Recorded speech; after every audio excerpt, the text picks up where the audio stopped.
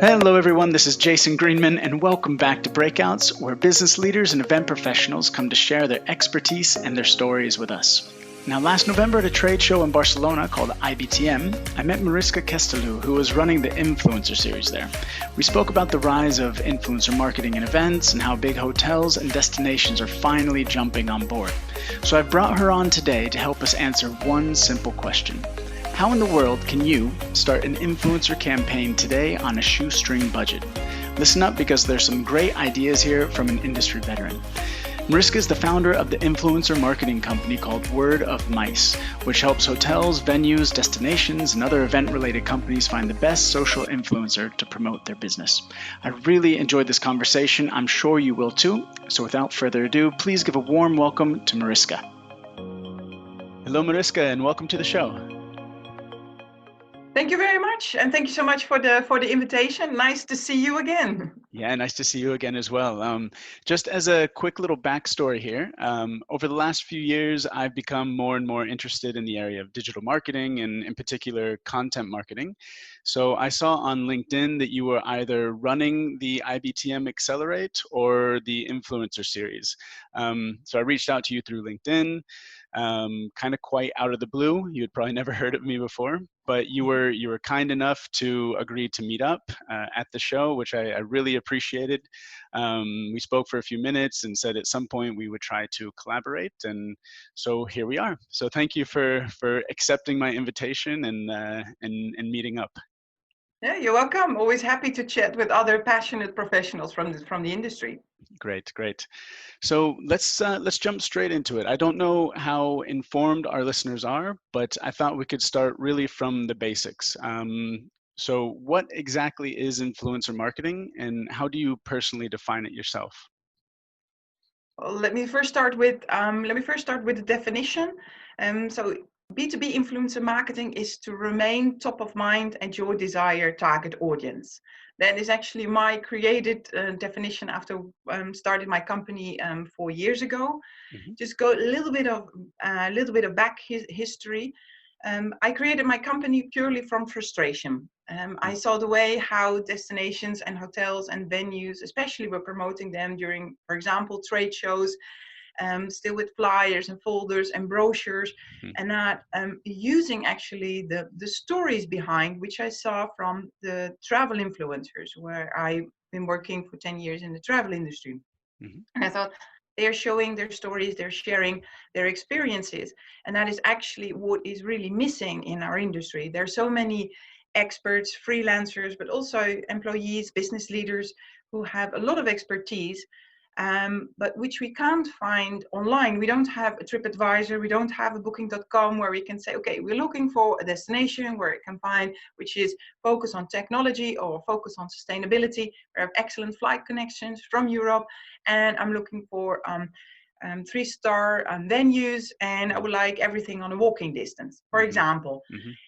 But there is no database where you can find that information, and therefore those stories from even people who have already organized events, Mm-hmm. or perhaps are from the city, who know the insights and what is actually the best venue, what is actually the best destination.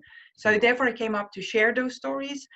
And also what is important to know, the biggest difference, because a lot of people have perceptions about influencers, Mm-hmm. is actually the biggest difference between B2C and B2B is knowledge, experience, and relevant. So we select influencers based on their working experience, based on being relevant for the client, of course, also based on their personality, less fixed on the quantity. So on the, I would say, on the amount of followers, where in the B2C market, of course, you want to have the biggest reach because you want to sell directly something. Of course, there you choose on the number of followers, where we choose for quality and not on quantity. Okay, great, great. And I mean, kind of you're getting into the choosing an influencer theme a little bit. I mean, are there many influencers in the mice industry? And how does somebody go about kind of sifting through the options there and understanding what type of influencer is relevant to them? Yeah, very good question. I think first of all, we are all influencers. Doesn't matter if you are active online or not, but there are different types of influencer, and it all depends what a destination or a brand or company needs. For example, you can use also speakers who are coming to speak for your event, even if it's now online. They can of course spread the story about your venue destination. The influencers that we work with are mainly people who are freelance, so they're not connected with any, I would say, not fixed with any brand or company. And they are more like bloggers or professional content creators or vloggers. Those are the type of people that we tend to work with a lot.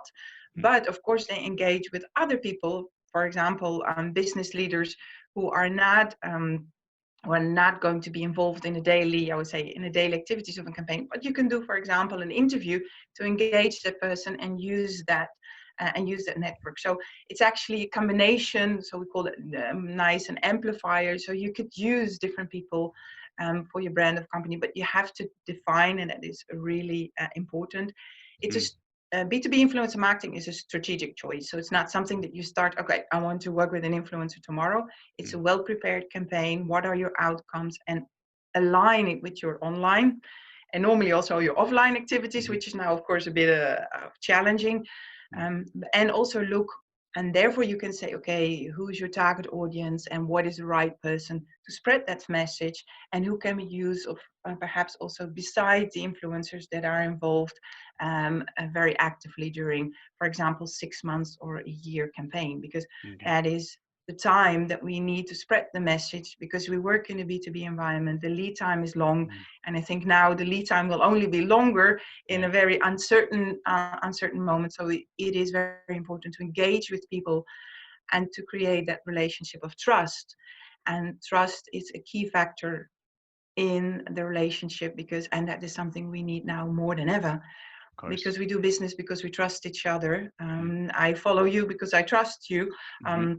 And because you're an expert in the industry. So therefore, influencer marketing now, I think, is more important than ever, because we can't see each other live, or we can only follow each other, or I see each other now online, the Zoom or on a podcast. But so therefore, that factor is very important. It's something that I want to give to everyone is listening. B2B influencer marketing is for everyone. I say for all companies. For all companies in the meetings and events industry.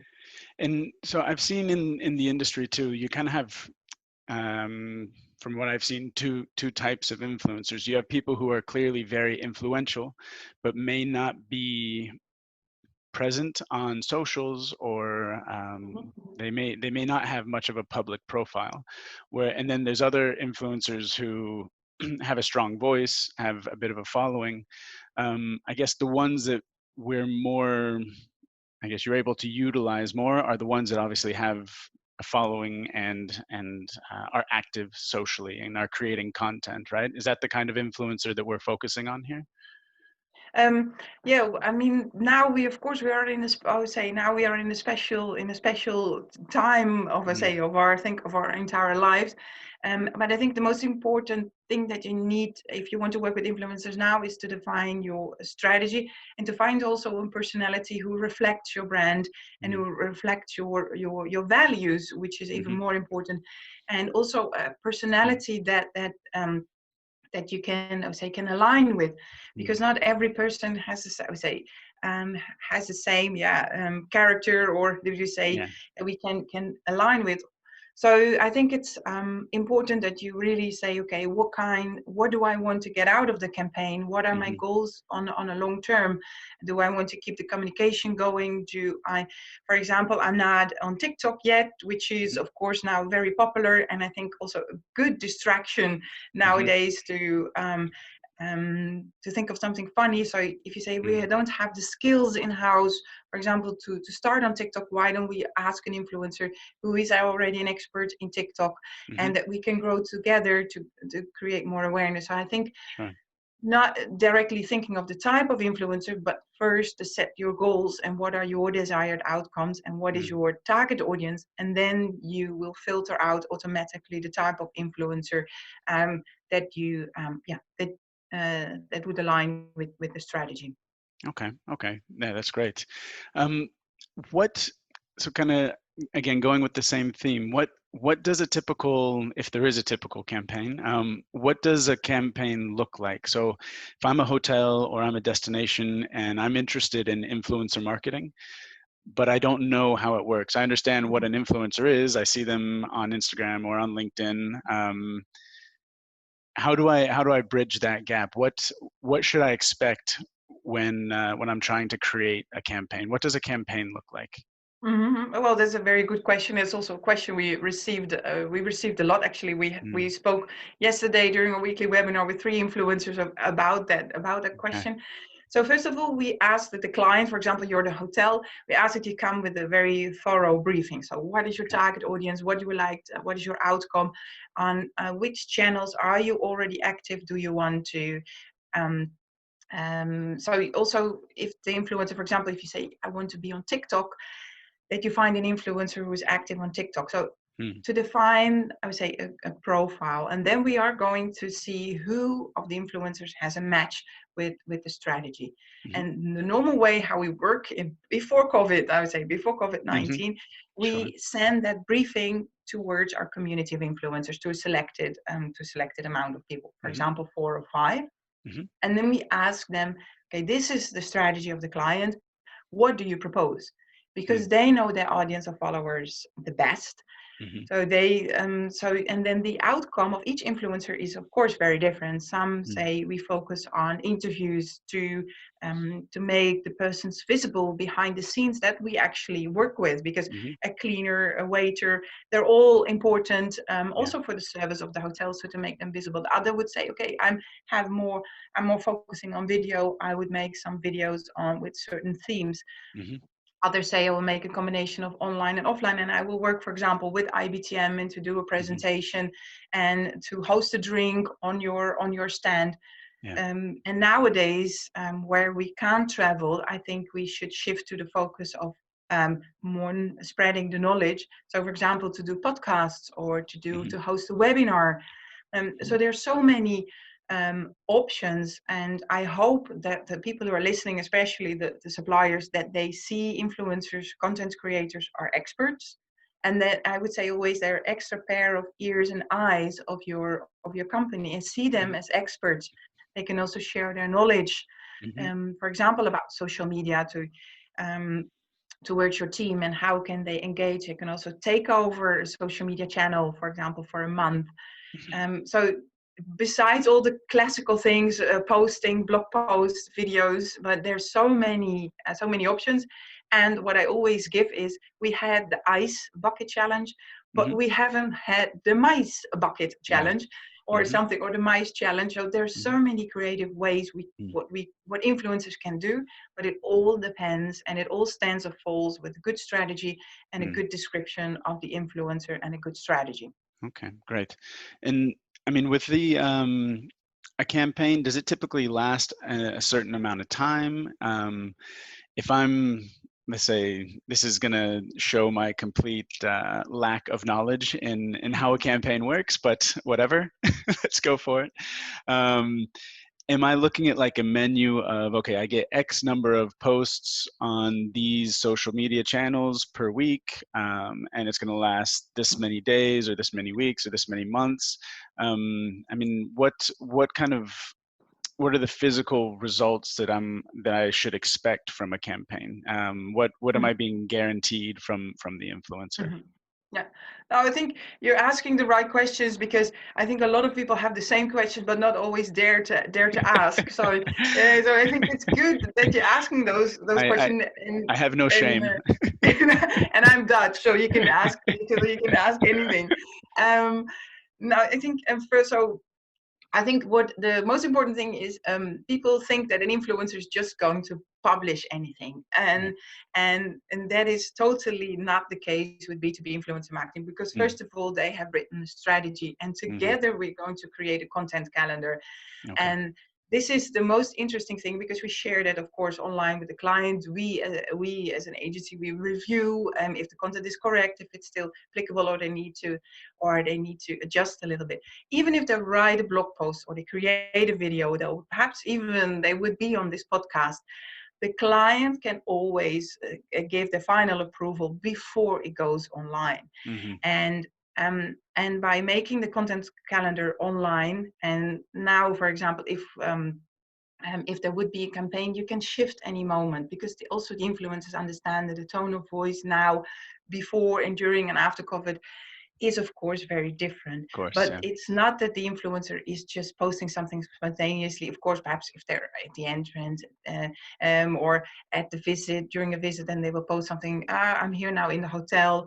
But also there, the influencers get a solid contract. So we work with contracts where it says what kind of hashtag they use, which things they're not allowed to do. For example, to talk about politics, which is or about religious aspects, or and also you must be aware that the influencer also doesn't want to do that, because they are professionals. They don't want to harm their reputation, Of course. and they also want. And what I see from all the projects that I've done with influencers, they do much more work than is confirmed in the contract. So indeed, the client gets, if they get a contract, of course, I see they get 10 blog posts. We will do 5 podcasts. And the interesting thing is, from the contract, the client will harvest much later the results. So it's not, even if the campaign is last 6 months or a year, some blog posts or some podcasts will still be online.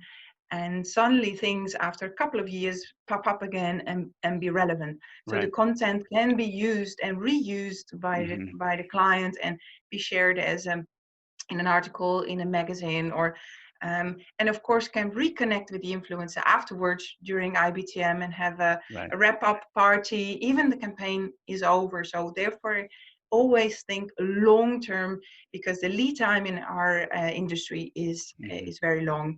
Because the misperception that happens is, I'm going to work with an influencer, and then suddenly magic happens and the leads will come in.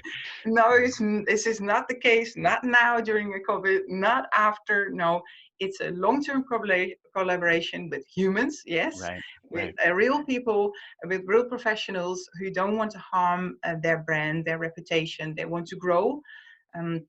They're eager to learn, and I think that is the most essential. As soon as you understand those values, it's a natural, I would say, a natural collaboration between the client and the influencer. And I think it's really good what you've said about the value of the influencer too. It's so easy to see a post somewhere and misinterpret the value of that post, because I think what people don't realize is that for that person to get to a point where they are influential, it's not simply a 5-minute post where they write something, put a picture and post it. There's been, in some cases, years of work to get to that point in the first place where you can be considered influential. And then every post is usually takes hours to put together. We worked with we had somebody in house for a while that on the side she was doing food blogging in Barcelona, and I think she has now about 10,000 followers on Instagram. And she always said, like, people assume I post something and it's just kind of 5-minute post and that, but she puts a lot of thought and time and energy behind the photo. Why this photo? Why this piece of text? What are the hashtags? There's a lot of work that goes into that click before you publish it, right? And that's really where the value comes from.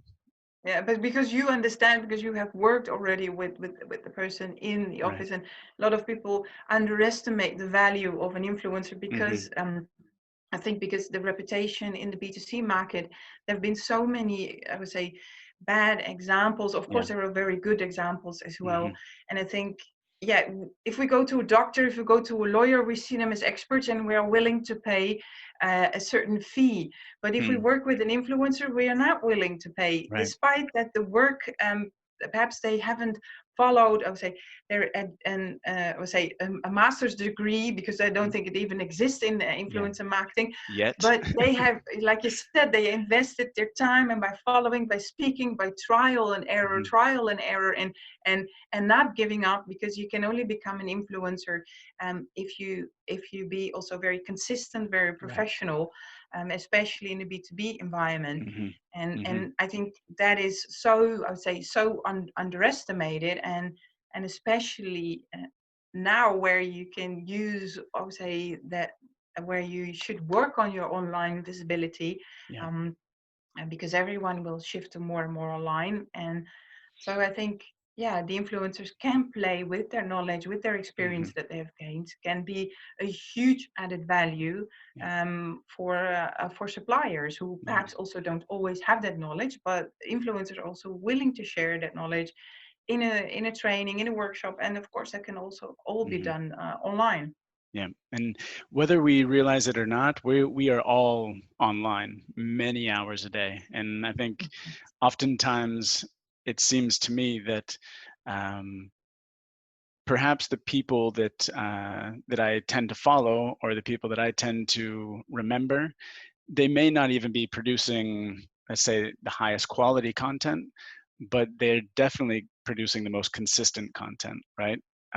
So I think quality is 100%. You have to be producing quality content too. But what you said about consistency is true. It's the people that have been doing it day after day after day, not missing weeks, not missing days, that that stay top of mind. And the same can be applied to a brand, to a hotel, or to a destination. If they're consistently making the content, they're much more likely to be remembered, for sure.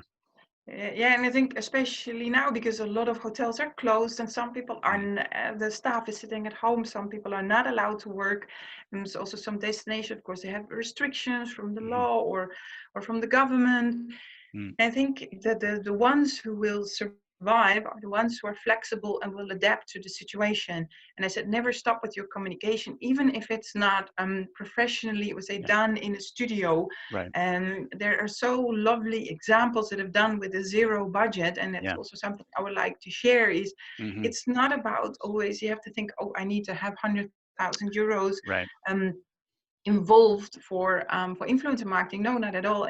And also be understand that most of the influencers are also out of work, or say out of paid work. Of course, they do other projects, but they are willing to work with you and to invest and to engage with you. So don't think directly, oh, I don't have the budget, because now a lot of people are willing to collaborate, and we are very we say it in English, solidaire with each other, and people are willing to, especially in the meetings and events industry. We're not always in the same position, but we want to get out of this situation as soon as possible, and we can only do that by collaborating with each other. So influencers can reach out to famous speakers who would never answer your mail before, but now they're also not traveling. So so there are much more options, and there is I would say, they can do so much with a very limited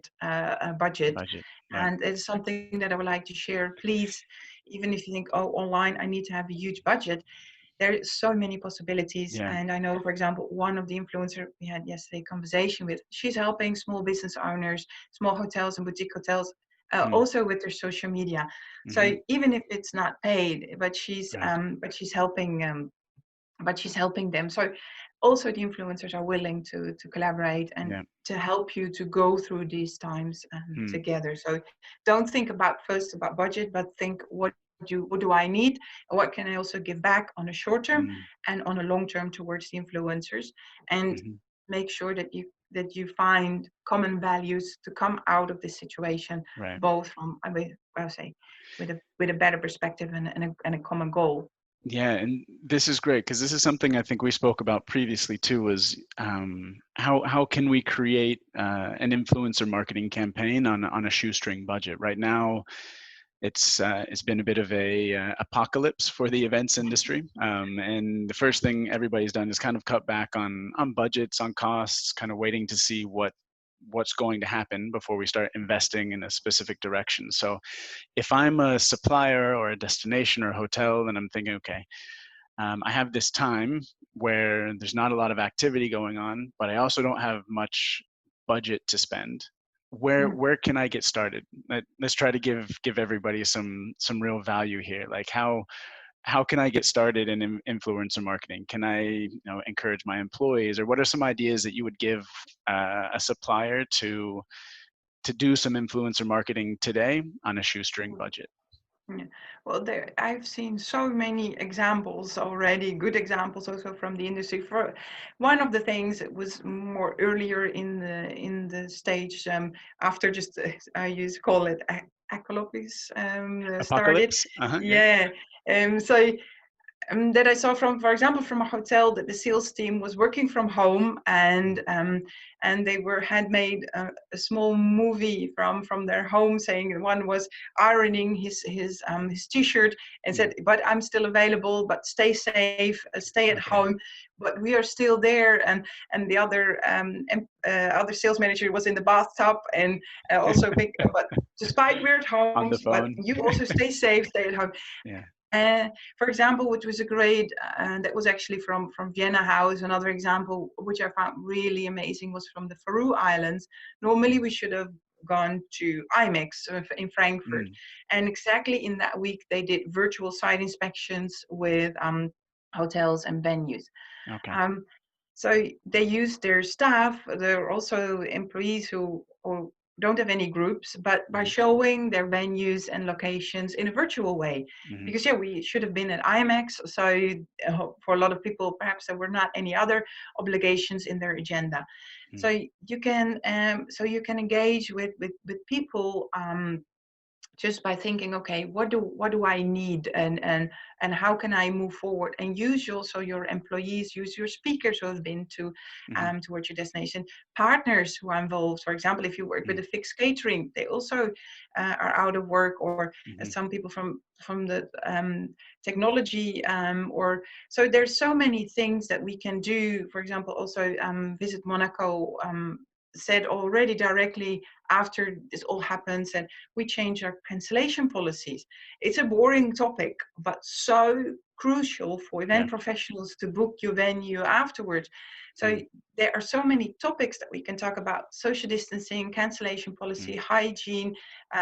What is actually the convention bureau or destination doing at this moment? What are they doing for event professionals to make them to make them, that we as event professionals trust the destination to take my group to go there? Is everything really I would say social distancing proof?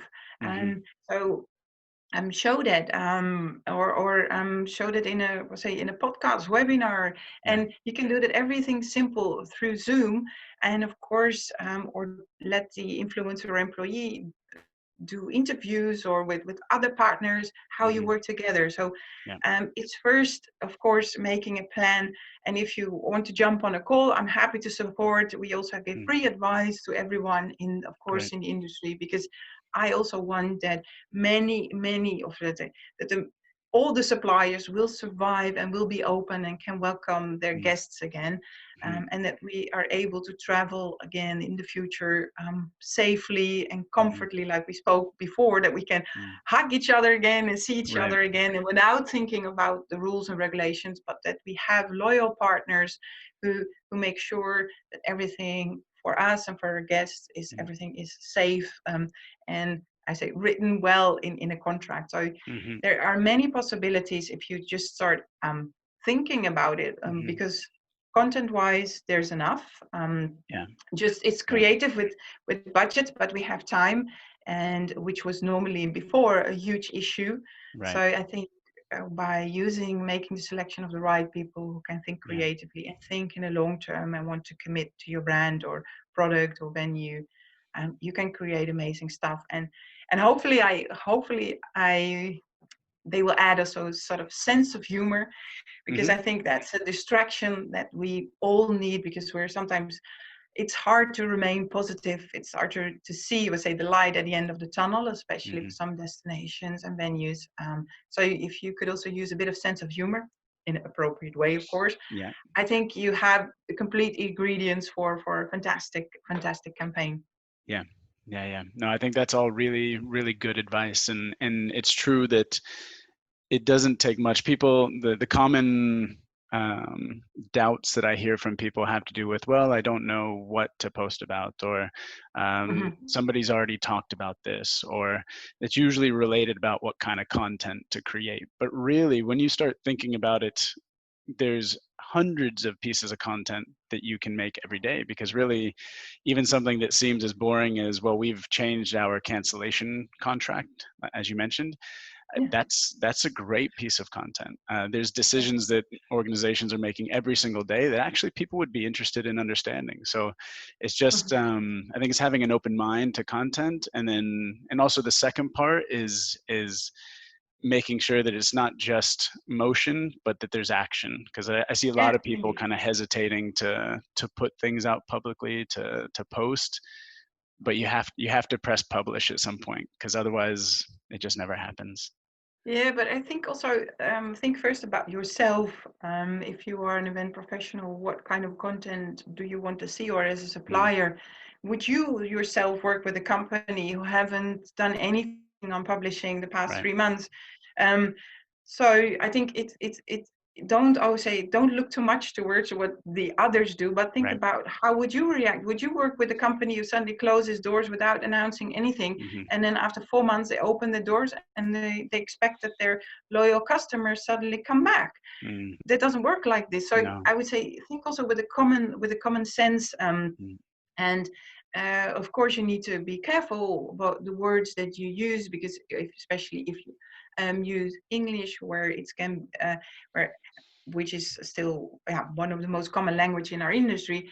So, but think and let it read, for example, by your colleague or by your manager, just to approval. But I would say, even if it's simple, but I see still that the pictures are taking with their own cell phone. For example, I am here in the hotel, it's empty, I'm sad, or those are the authentic pictures that work the best. And so I said, don't take it too far, don't look too way out of the box, but stay with your true to your inner values. What if I were an event planner, what do I need? If I'm a supplier, what do I need? And I think that is, I say, use your common sense, and I think there is lots of possibilities. But I understand that some people perhaps are not so familiar with all the online story, and for them, of course, it's much harder to say, okay, what can I post? And the other posts look much better, and they get more engagement, etc. But start. Now is a period where we can still do trial and error. Just try and see what's working, but also and be consistent from the start.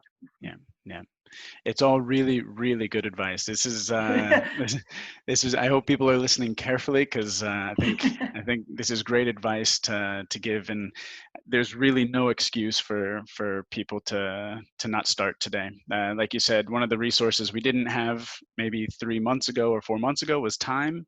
We certainly have time today, and I hope that this inspires people to take a hard look at influencer marketing, how they can get started today, that it doesn't have to cost a lot of money, that people can get started right away on a shoestring budget. And thank you very much for joining us and speaking about this. It's been very, very valuable. Well, thank you so much for the invitation. I'm well happy to share my passion, which I do every day. And my virtual door is always open for free advice, and I'm really happy to support others who so don't hesitate to reach out to me. What kind of questions you have, would say I'm happy to help. Perfect. I'll put all of your contact details, all the dozens of ways that you can be contacted digitally into the show notes, so that if anybody has specific questions or needs a real expert in MICE influencer marketing, they know that they can get right in touch with you, Mariska. Okay, thank you very much, and have a lovely day. Thank you. You too. Speak soon. Thanks everybody for listening, and I hope you've enjoyed this episode of Breakouts with me, your host, Jason Greenman. As always, do make sure to hit that subscribe or follow button, and don't forget to head over to micehq.com to see the full show notes and links to ways you can get in touch with Mariska directly. Take care, be safe, and we'll speak to you soon.